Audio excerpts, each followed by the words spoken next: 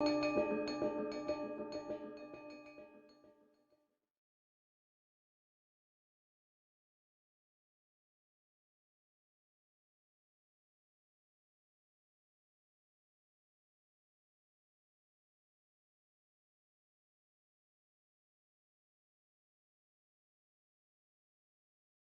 Alma. How are you? Thank you. I'm very good. Good. How are you? I'm good.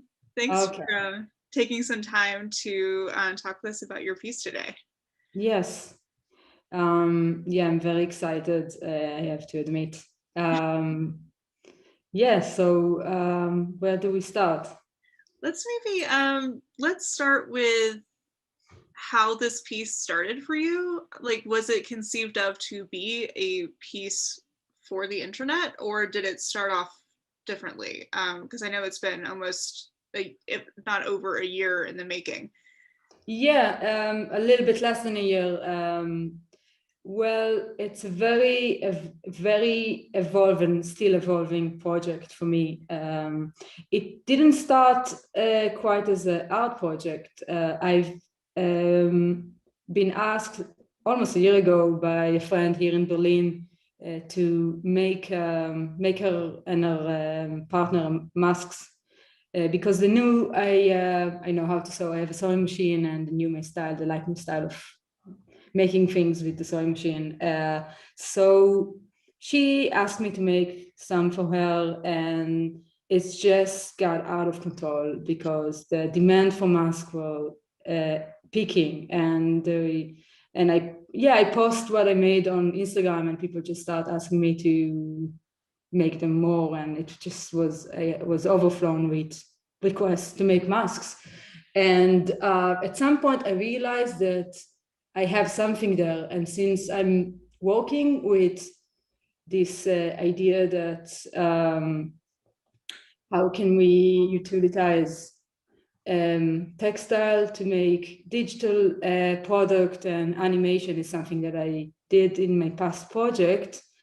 Without any direct vision, I started to scan any of the masks that I made shortly before shipping them over or sending them or giving to people. So I begin to collect this archive of scanned or digitized versions of those masks that I made. But really, the main reason behind making them was people needed a mask, and I was able to make them, and they like the style. And also because I had so many of them, it's just, naturally I didn't want to repeat myself, and there were I tried to make each of the masks quite unique.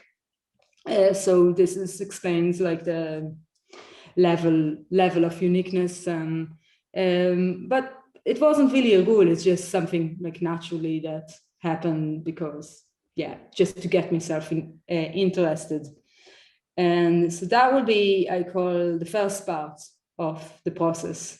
It's just collecting, like creating this archive over time. And the second part was, yeah, well, after I was asked by Black Mountain College Museum to create a digital-based work, it was clear to me that this is my opportunity to create something with those masks, and B, that I want to make something that will be unique to the internet. That is like it's not like viewing it on the internet would be the most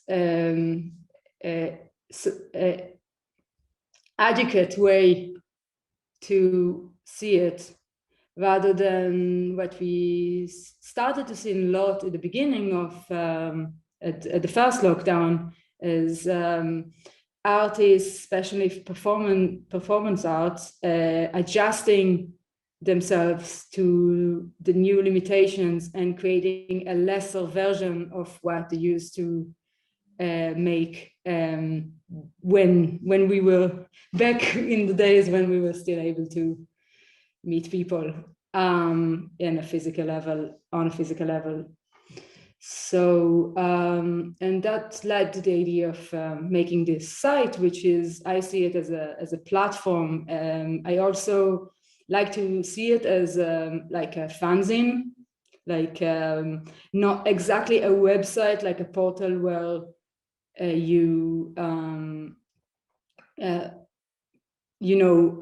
WordPress site or another Facebook page, but something that has its personal touch also on the site itself. So that's something that kind of evolved, and while incorporating the masks into it, the creation, the animation that I made, and I will going to show more when I start to share the screen and all. I love that you're like tapping into these two like ever-present narratives that we've had throughout the last year of being able to kind of have this DIY approach to fill needs and provide like community care, like making masks and distributing them. And I know that a lot of your work has to do with like this distribution of labor and the way that we understand labor. And I think especially when you talk about creating something that is meant to be seen over the internet and meant to be meant to kind of meet the needs of the time period and that we're living in. There's this really interesting thing there of I think a lot of the labor that has been put on creatives in this last year, like additional labor of the expectation to completely innovate and rise to these occasions. And also just, you mentioned you have a sewing machine and you you work with quilting and textiles. So of course you're going to fill this community role of creating masks. So this is another layer of kind of labor that is put on you as a creative. So I would love to just hear a little bit more about that relationship between, the care and labor involved in the creation of these masks, and then also into the coding and creation of 1003 space. Yeah. Really good question. The subject of labor is something that was always close to me. One of the things that really that I explore or like to point out, I suppose, is the part of labor in the fabrication of a work of art and the role that it plays, and also how it's often being overlooked by art critique, by art appreciators. And I'm trying to find a way to involve. Does the internet connection is unstable? Okay, yeah, ignore it. Okay. And I think this was an opportunity for me to bring it up very, very boldly, because this I started making the mask for the people, and it wasn't something, it wasn't decorative, it was needed. And this is for us, it's an opportunity to see the role of, like you said it yourself, like to see the role of the artist, and yeah, what can I bring to the table? What is and remember how well more so with performing arts, but I suppose museums were closed too, and galleries and all, and there was this all essential workers non-essential workers talk, like the things that stay open, and it's of course the artists and musicians and also the behind the scene workers of this industry and this world were the least in priority, which is fair enough. I mean, for me, this is also maybe an opportunity to say that I don't, this is not a critical point for against the lockdown at all. Like, because I know this is something that people express. And if anything is trying to show that this collective care that we have is a responsibility that we all in our way can participate. And that was for a short while my participation. But we all, by looking after one another, we all being part of it. I don't know how much of this that I'm saying now will be relevant in a year, but I mean, the idea that we should look after one another, I think it should be relevant always. But this year showed it very, very sharply, I suppose. Mm-hmm. So this is also something, that's been on my mind, and I hope that it's also, what I'm trying to say is that I hope I also deliver a message of pro masks as a way, as like an opposing way, expression to anti-mask, which is something that we know. It's like, even aesthetically, your masks are so beautiful, and we'll in just a second be able to look at the piece, which shows a lot of the masks you made. But I also love in your writing about this piece about the idea that these masks being worn around are like an exhibition. Like there's they have this whole life out in the world that is, this celebration, I think, of caring for one another and protecting one another in the face of anti-masking and all of this crazy exactly stuff. Exactly. It's also another way to, like, if we cannot go to museum and we cannot, this is another way to connect between the physical art that we all miss now and hope to be able to experience again very soon, and the digital or the web-based opportunities. And I like the idea that, I was drawn to the idea that that there's these things that you see is also have its own existence somewhere on a physical level on individuals' faces. So this is of course a big part of it, and it's this image that it's spread around the world, like it's something. It's like an entity that has more than just its one specific location or spot. I don't know. Well, with that, do we want to take a look at the piece? Yes. Yeah. So I'll share the screen. So this is the website. This is how it looks when you enter the domain name. And before I start showing things, I have a little disclaimer that I intentionally made it not that obvious to find the different spots in it, to leave it a little bit playful, and that you have room to explore. However, I am going to give a little bit of like hints how to find different things here. So if someone is struggling, that's your chance. So like the very things that I would do is, like, if I go, wait, for some reason it doesn't, okay.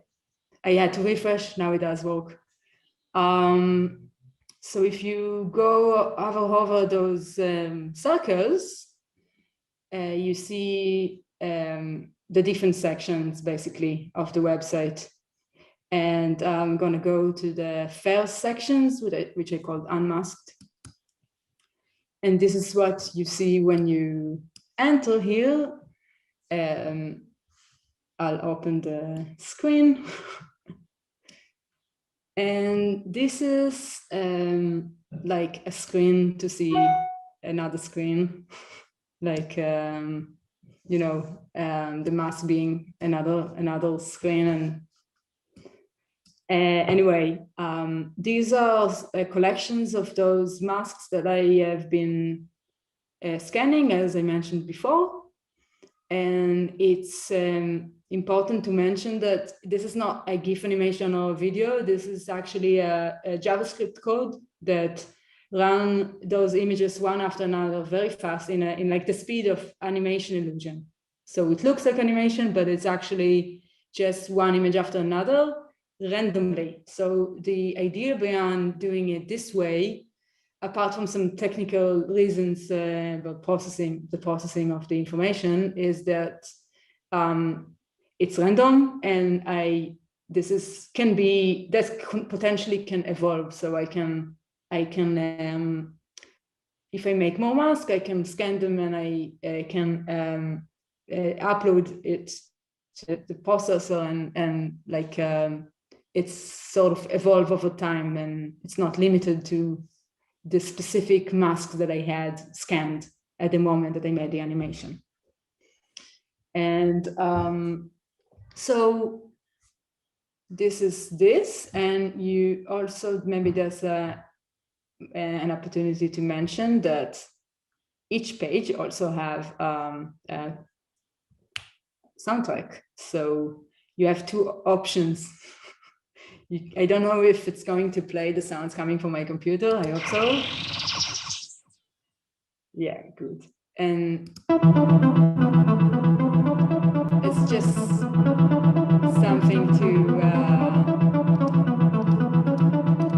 yeah, I'll turn it off now. It's just something to accompany the walk while you watch it. Okay, so I wonder, let me just, I think this is, I cover most of the things that I wanted to say that weren't been discussed before. So I think I'm going to go back to the main page, the home page, by clicking here. It feels like a tutorial. And I move on to the second page, like the second from the left. Yeah, this is called the story. It's actually 15 paragraphs of text that is quite personal that I wrote. Some of it I wrote at the beginning, like at the first lockdown. And it's like, let me show you, it's a little bit like a manifesto about this project, written like in a manifesto style, like a little bit political or a little bit like opinionated. And some of it is more like fiction, and it's actually a version of a short story that I wrote in my early 20s that seems like the very beginning. So yeah, you know, maybe the text I leave for the viewer to read themselves. But the idea is that every time you flip, you also have like one picture of the mask, of one of the masks. Yeah. And you have music too, like each of the pages has its unique music. Sometimes it repeats itself, but mostly it's unique.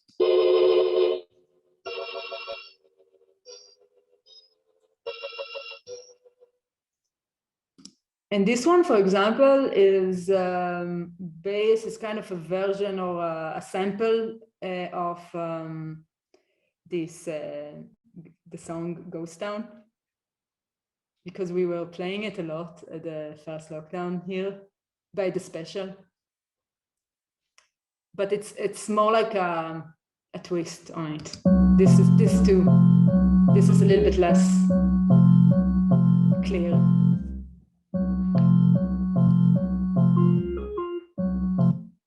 Yeah.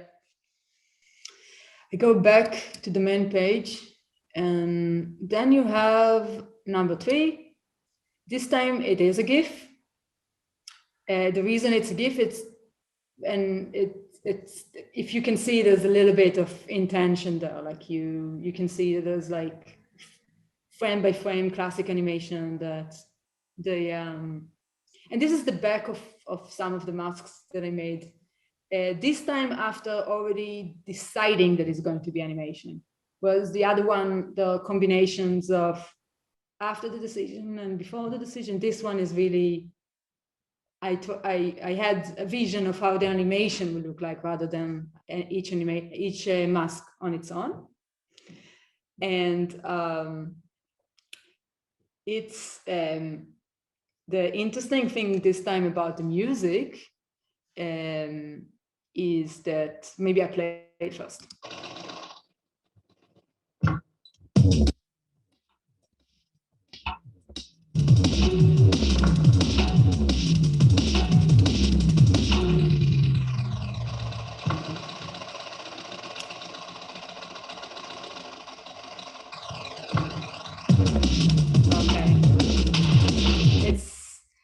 Like a loop of this. So the interesting thing is that it was made using a sample of like found sounds of recording sewing machine. So I recorded the machine, and we used different fragments to create all the different sounds in this drum-based track. So and I don't know, I feel like it suits also the rhythmic of the animation itself. Yeah. Right. Then the last section, I go back. This one.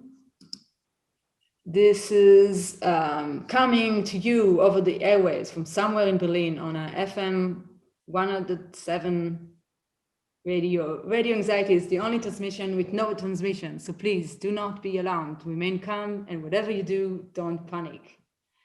Okay, so that's like a little commercial for radio anxiety, which is part of the programming of the site. It's based on an actual thing that we did, me and my partner here at the beginning of the lockdown, that I actually have a radio transmitter that you can really have an FM radio transmitted in the neighborhood.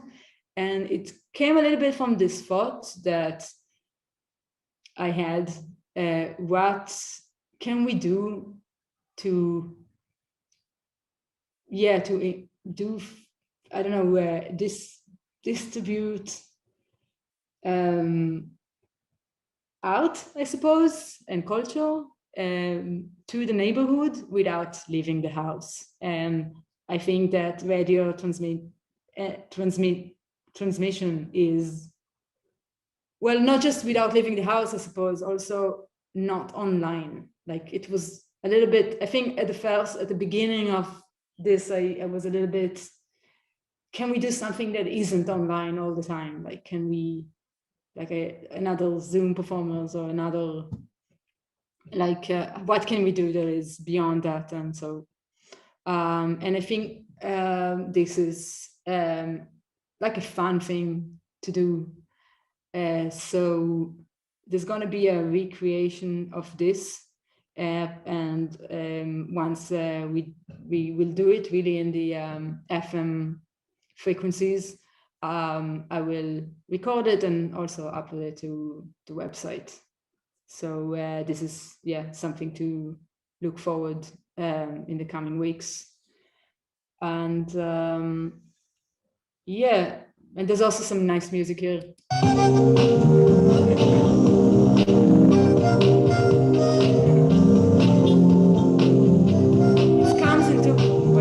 it comes in two versions. So that was one, and this one.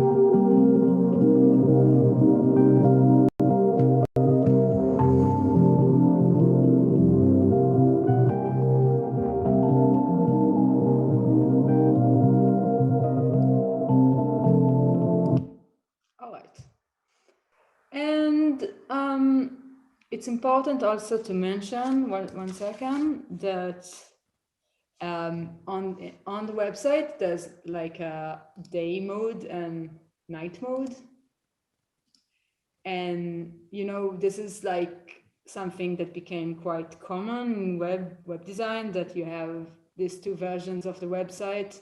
And I think it's because some people like darker screens, some people like brighter screens. So we try to, like, web designer trying to make something that is everybody will be happy. But I saw it as an opportunity to have another version of the website that is just slightly different. So they're not exactly the same. Maybe here the only difference is the colors. No, look, like the background is different, or here, for example, is a little bit different, like the way the mask is, and yeah, there's like small difference between the different between these two modes. Yeah, as you can see, with no particular reason. And by the way, not always, but sometimes you can also navigate back to other pages here. For some reason, it doesn't work here very well. Like it works, but no, actually it does work. Yeah, I think that's it for as far as I know. Anything I might have missed? Well, I would just love to talk about, you know, you had to learn how to code to create. Oh yeah. And so I'm always curious with that of, you know, did you kind of sit down and think, okay, this is what I want it to look like, let me accumulate the skills in order to make it look that way? Or did your process of learning how to code kind of determine the aesthetics and functionality of the piece? I'll be more correct. I started learning how to code last year, like summer last year. I started to take tutorials on that, but there were a lot of things that I had to learn in specifically to make this website. So I did learn a lot, but it's not like I started to learn before it, but I kind of made a big push to be even better. So yes, I think this has come back to, let me go to a place where there's less animation. I think it's coming from this, it's coming again back to this topic of labor, and it is very important for me to be close to the craft of what I make. And like, for example, 6 years ago when I felt like I want to do quilting, so it's always, there's the thing that I want to make, like quilting, for example, and then I learn how to make it, and it's never the other way around, like, oh, I know how to quilt, now let's do something about it. It's always this fantasy that can be a little bit childish, like to make something. And it's so it's really important for me to be closer to my craft and to be able to make things myself, and to even and then what it means, the downside is that I am not an expert in anything. I'm not an expert in sewing or quilt making. I'm not an expert in web design. I'm not an expert in as animator, but I know all these different things. So and this is like supposedly the downsides of it, but it's also, I see a creative potential there, because I'm limited myself. The work is limited to the constraints of my own ability. It can never be more than what I'm able of. Of course, I occasionally ask for tips and advice and get as, I don't know, somebody who's like, if I really need something, you know, a work cannot be yeah, like in a way that is really essential for the experience of the work. But sorry, but it's always yeah, okay, let's say 90% in the constraints of my own abilities. And this is again coming back to the things we talk about. Maybe now it makes more sense than the beginning. Not sure it made so much sense when I said it, that it's important for me that in the process of fabricating artworks, we think equally about the concept as well as the fabrication itself. And that goes for yeah, a lot of artists that are very, very focused on the technicality side of things, like you see the like realistic oil painters. Of course, sorry, I'm not at all undermining realistic oil paint. I know some of them are amazing, but you can see a lot of people going so in details into the technicality of things that it can sometimes be a little bit lack of creativity or depth or originality, or and then at the other way around, which is actually a subject that I'm more interested in, you see like the grandmaster artist that comes and have like, we shall do that, and then hire a company of 20 people to make the work entirely to themselves. So this is something that that I would like to suggest. I would like to show a critical point of view on that, things that is quite common, and also in relation to how this specifically with textile is something that is, and even more specifically with quilting, is something that is often overlooked, and it's specifically upsetting because it's a feminine labor. It's not, and this something that that women do on their free time, and historically is also women that had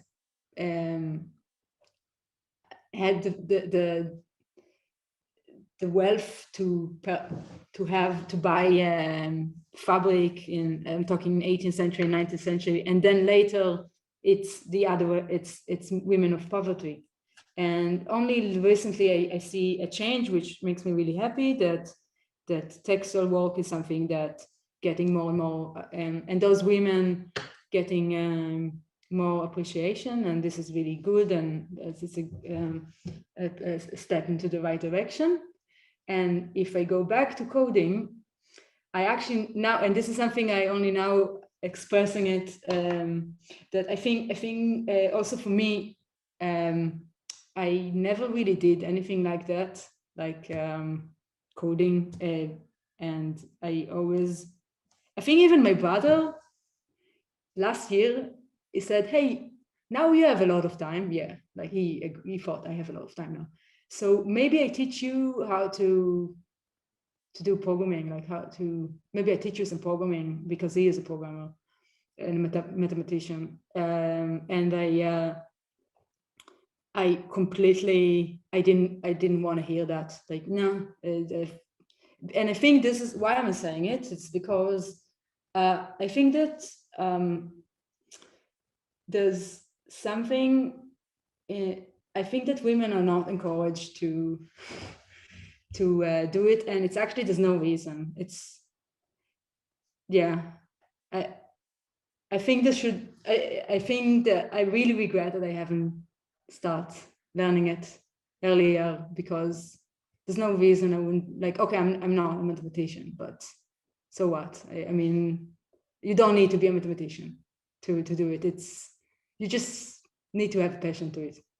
And yes, that's another thing. I don't know where to take it from. I think it's pretty obvious, and there's so many subjects that can derive from this. So I don't know if I'm the right person to talk about it, but I think it is also a thing that maybe women are not encouraged, are not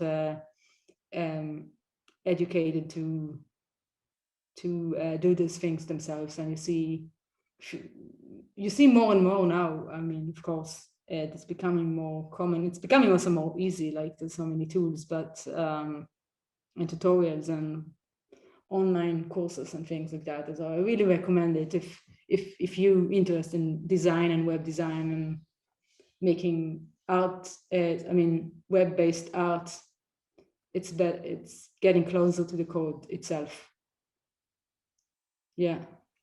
Yeah, there's I'm sorry, I don't have like a question formulated here, but this is kind of a topic related that I would just love to hear your perspective on. But you talk about the spaces in which women are kind of funneled into or excluded from, which always makes me think of Ani Albers. And Oh, yeah. she comes to the Bauhaus and she has to, because she and all of these women with a multitude of talents are funneled into the weaving workshop, then they have to consider how to use weaving and how to use that material to achieve their vision, and then how do they innovate on that.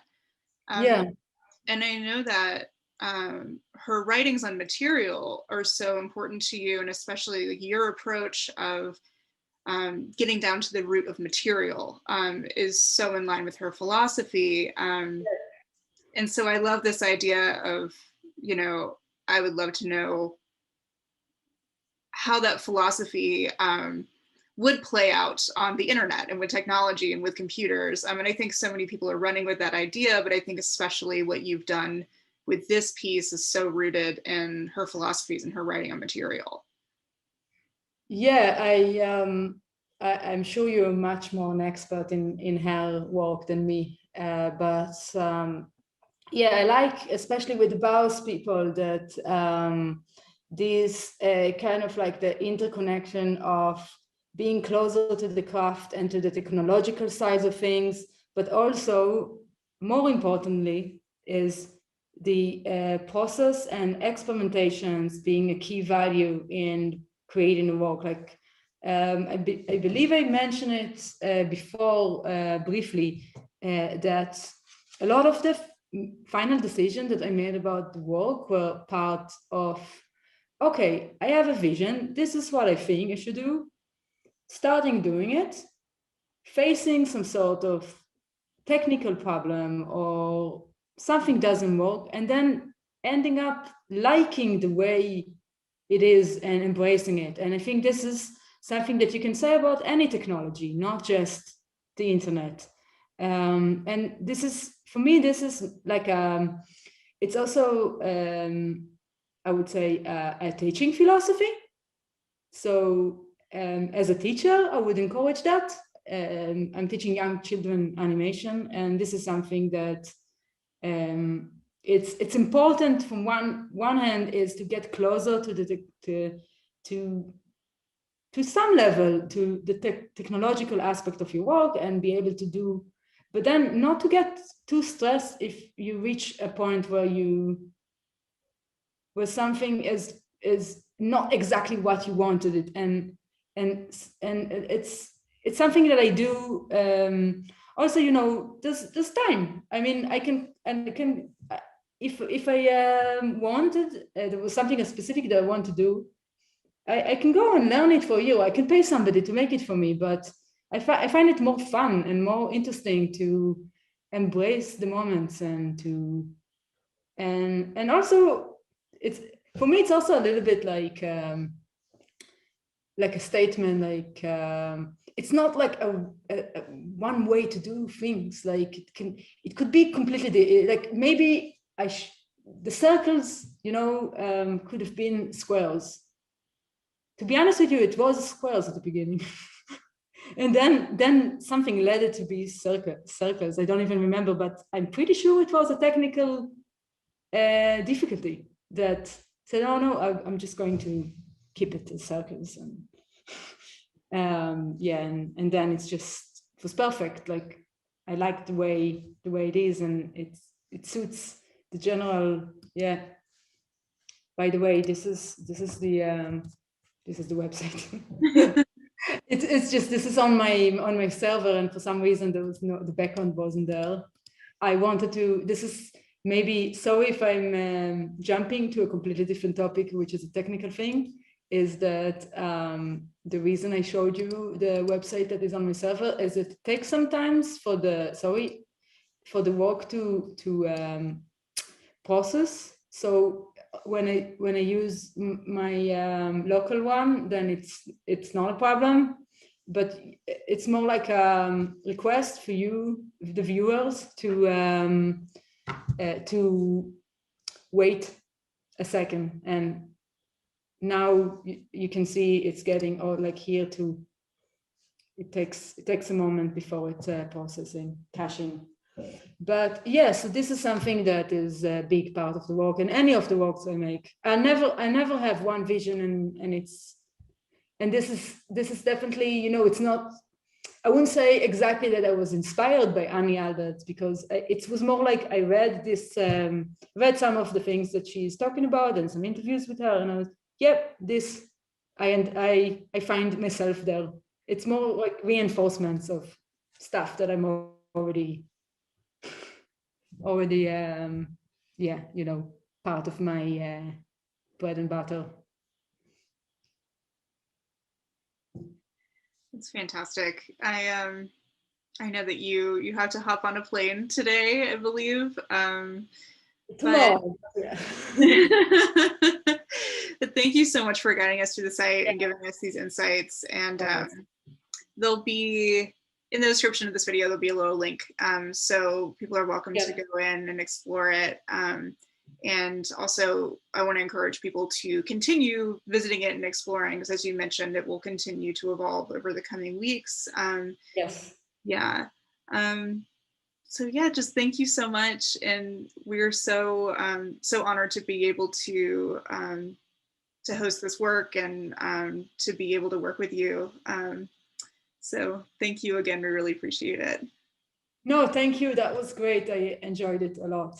I hope you learned something that you didn't know. Definitely.